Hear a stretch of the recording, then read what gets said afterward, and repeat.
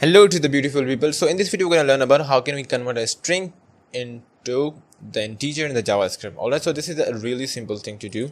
So for that I have to create a variable and I have to give a string value here. Obviously it has to be the number, okay, but in the string format. To convert the string into the integer, what I need to do here, so I'm going to simply use the method the number and it will simply convert the string to the integer. Okay, so for that I have to create a variable and I will use the number method here and I will pass the string.